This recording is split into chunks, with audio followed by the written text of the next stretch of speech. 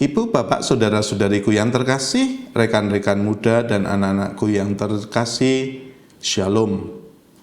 Salam damai sejahtera bagi para saudara. Salam berjumpa kembali dalam Renungan Harian Katolik. Hari ini, hari Selasa, tanggal 2 Desember tahun 2025, dalam Pekan Advent yang pertama.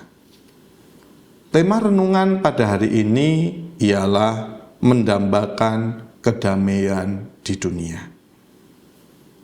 Nah, para saudara, setiap orang pasti mendambakan suasana damai, kehidupan yang tenang, dan hidup yang tentram.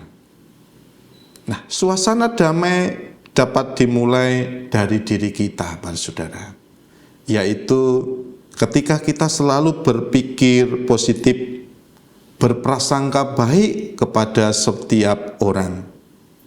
Jika demikian, hidup kita akan menjadi lebih bahagia. Yesaya menubuatkan bahwa Allah akan memulihkan Israel, bahkan seluruh bumi, melalui seorang raja. Raja itu keturunan Daud yang akan menegakkan keadilan dan kebenaran.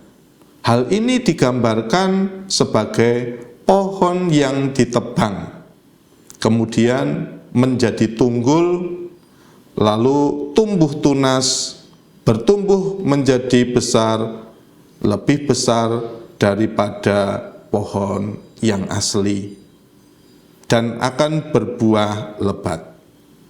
Pohon itu adalah Yehuda dari keturunan Daud. Dari sana akan lahir tunas yang nanti kita sebut sebagai Yesus Kristus, yang menjadi Raja dunia, yang nantinya akan memimpin segala keteraturan, keadilan, dan kedamaian. Maka para saudara, suasana yang digambarkan adalah suasana Taman Eden, di mana di situ bermacam-macam binatang yang rukun dan anak-anak bermain dengan berbagai binatang buas. Di sini terjadi pemulihan antara hubungan antara manusia dengan Allah dan juga dengan alam sekitar. Kehidupan yang harmonis terwujud dengan kedatangan Kristus yang kedua kalinya. Nah, betapa bahagianya jika kita bisa hidup damai di bumi ini. Kita akan menikmati suasana aman, tentram, nyaman, dan damai. Tidak ada kejahatan, penderitaan, ataupun penyakit. Semuanya hidup dalam sukacita dan kebahagiaan. Sesungguhnya suasana tersebut telah dihadirkan oleh Yesus melalui proses penebusan dosa yang telah dilakukannya. Nah, para saudara, kita pun diajak untuk bersyukur karena kita diberi rahmat untuk mengenal Yesus Kristus. Tidak semua orang memiliki kesempatan untuk mengalami kehadiran Allah yang hidup dalam kehidupan mereka. Kita yang mengenalnya melalui sabda, melalui sakramen, melalui doa, adalah orang-orang yang diberi anugerah istimewa. Hal yang menghalangi kita untuk benar-benar mengalami dan mengenal Allah adalah kesombongan rohani. Merasa sudah cukup tahu, cukup benar, cukup suci. Padahal Allah itu bekerja melalui kerendahan hati.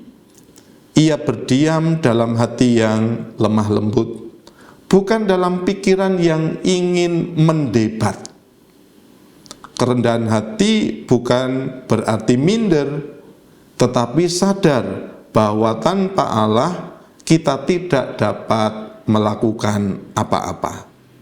Inilah yang membuat orang kecil lebih mudah menerima kasih Allah, karena mereka tidak menutup diri dengan ego atau kesombongan intelektual.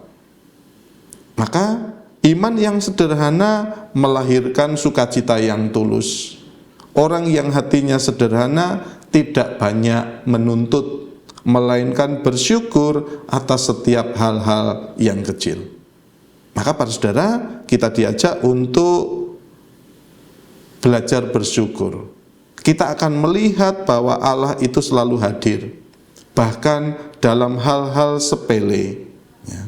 Senyum kepada anak kecil, mensyukuri udara pagi yang kita hirup, dan damai dalam doa, ketenangan batin. Kita diajak untuk mensyukuri hal-hal kecil seperti itu. Maka dengan demikian kita akan merasakan bahwa kita dipelihara, dijaga, dinaungi oleh Tuhan sendiri. Kemuliaan kepada Bapa dan Putera dan Roh Kudus, seperti pada permulaan, sekarang, selalu, dan sepanjang segala abad. Amin.